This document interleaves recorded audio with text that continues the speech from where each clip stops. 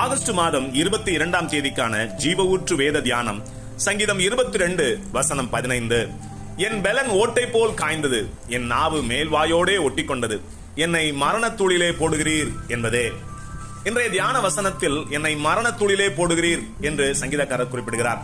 மரணத்தூள் என்றால் என்ன என்பதை குறித்து ஆவியானவர் ஒத்தாசையோடு தியானிக்கலாம். மரணத்தூள் என்பது சரீர மரணத்துக்கு மிக சமீபமான மரண படுக்கையை குறிக்கிறது.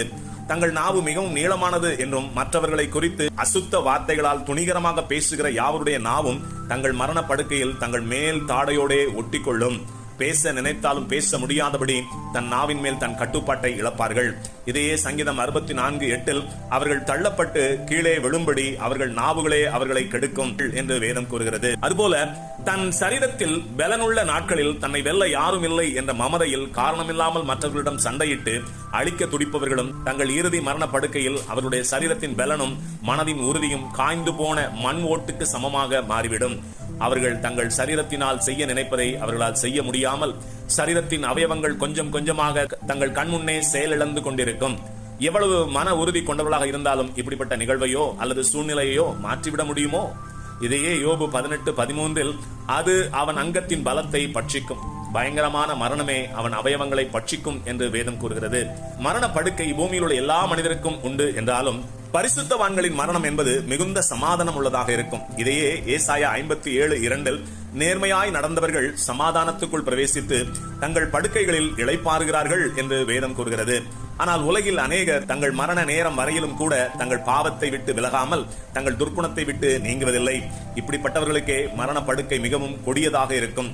இவர்களுக்கு ஏன் இப்படிப்பட்ட மரண படுக்கையை கர்த்தர் அனுமதிக்கிறார் என்பதையும் கூட பார்க்கலாம்.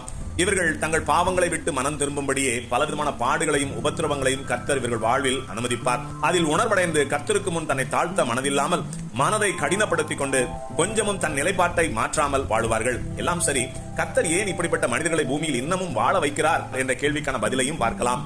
பாவிகள் மனம் திரும்புவதற்கான கர்த்தருடைய கிருபையின் காலம் என்று உண்டு. இது ஒவ்வொரு மனிதனுக்கும் உண்டு என்றாலும் அம்மனிதனுடைய அக்கிரமங்களும் பாவங்களும் அதிகரித்து தன் நிறைவை அடைகிற போது தேவனுடைய கிருபையின் காலத்தை முந்திக் கொண்டால் அவர்களுக்கான முடிவு நெருங்கிவிடும்.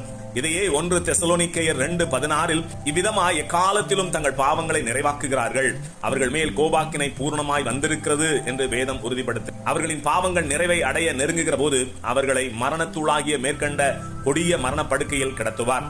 அப்பொழுதாகிலும் தங்கள் பாவங்களை உணர்ந்து கர்த்தரிடத்தில் உண்மையாய் மனம் திரும்பினாலும் அவர்கள் கர்த்தருடைய இரக்கத்தை பெறக்கூடுமே. இதையே 2 பேதுரு 3:9 ஒருவரும் கெட்டு போகாமல் எல்லாரும் மனம் திரும்ப வேண்டும் என்று விரும்பி நம்மேல் நீடிய பொறுமை உள்ளவராயிருக்கிறார். ஆமேன். அல்லேலூயா.